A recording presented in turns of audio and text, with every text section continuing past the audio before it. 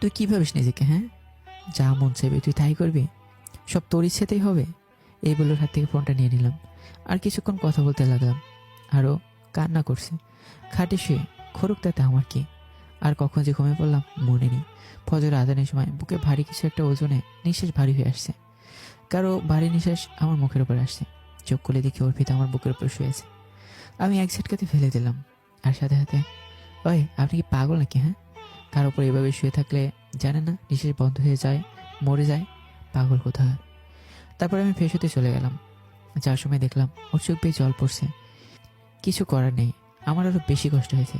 Fresh হয়ে নামাজে গেলাম। গিয়ে নামাজ পড়ে কিছুক্ষণ হেঁটে বাসাতে নাস্তা করতে লাগলাম।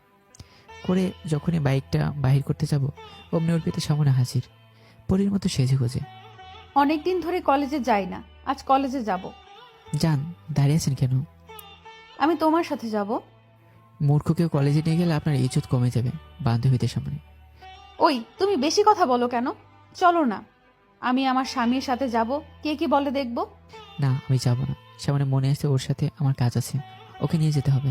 কি বললা তুমি এটা? হ্যাঁ, ঠিক বললাম। আর বেশি কথা না বলে চুপচাপ ঘরে চলে যান, কলেজে যাওয়ার দরকার নেই। কিন্তু কেন? এত কথা বলতে পারবো না, মন চাইছে তাই করেন। এই কথা বলে আমি অফিসে চলে আসতে লাগলাম। পিছন ফিরে তাকানোর কোনো প্রয়োজন মনে করিনি। অযথা ফালতু ইমোশনে পড়তে চাই না। অফিসে চলে গেলাম। কেমন আছিস দোস্ত? এই তো আলহামদুলিল্লাহ ভালো। তুই কেমন আছিস? আমিও ভালো আছি। অর্পিতা কেমন আছে? এই তো অনেক ভালো আছি। দোস্ত, তোকে দেখলে তোকে কইব না যে তোর একটা চোখে সমস্যা। তাই? কি কথা হচ্ছে শুনি? কার কি সমস্যা? শুভ সকাল ম্যাডাম। হুম, শুভ সকাল। কেমন আছো তুমি? ভালোই তো আছি। তা তুমি আসো নাই কেন এতদিন অফিসে? আর বলিও না, সে অনেক কথা। হালকা অসুখ ছিল, তারপর একটু অন্যরকম সমস্যা আর কি। ও আচ্ছা। তা আঙ্কেল কেমন আছে এখন? ভালো। আচ্ছা। হৃদয়, তোমাকে একটা কথা বলবো ভাবতেছি। হ্যাঁ বলো। আচ্ছা, কোথাও বাইরে গিয়ে বলবো, এখন না। আচ্ছা ঠিক আছে, তাহলে আমি কেবিনে যাই। হুম। তারপর কাজ করতে লাগলাম। কাজ করতে করতে দুপুর হয়ে গেল। অর্পিতা ফোন দিয়েছে। হ্যালো।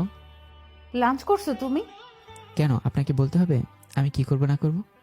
এই, তুমি এত কথা বলো কেন? যেটা বলতেছি সেটার উত্তর দাও। উত্তর দিতে বাধ্য নই, এই বলে ফোনটা কেটে দিলাম। হঠাৎ করে পিয়ন এসে বলল, ম্যাডাম নাকি আমাকে ডাকছে লাঞ্চ করার জন্য। তারপর আমি গেলাম। গিয়ে দেখি মনে বসে আছে। আচ্ছা, এটা কি হচ্ছে প্রতিদিন এইভাবে? আরে আসো তো, আর কতদিন? মানে? কিছু না, আসো। যখনই খেতে বসতে যাব তখনই অফিসের ভিতরে এটা কে আসলো? আমি তো পুরাই হা হয়ে আছি। স্বপ্ন দেখছি না তো? অর্পিতা অফিসে। এই নাও তোমার জন্য লাঞ্চ।